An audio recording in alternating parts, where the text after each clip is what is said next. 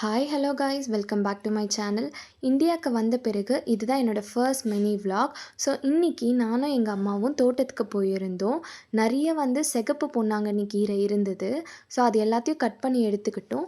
நடுவில் பருப்பு கீரையும் தானாக முளைச்சிருந்தது, அதையுமே கட் பண்ணி எடுத்துக்கிட்டோம். மழைக்கா இல்லை என்னென்னு தெரியல, ஒரு மாதிரி கீரைலாம் பூச்சி அடித்த மாதிரி இருந்தது.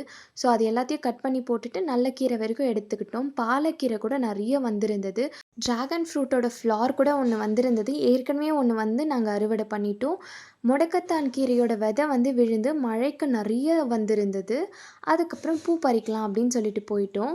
ஸோ எங்கள் வீட்டில் நிறைய ஃப்ளார் பிளான்ட்ஸ் வச்சுருக்கோம். இந்த முல்லைப்பூ பார்த்திங்கன்னா 3-4 மாதமாக அப்படி பூத்துட்ருக்கு.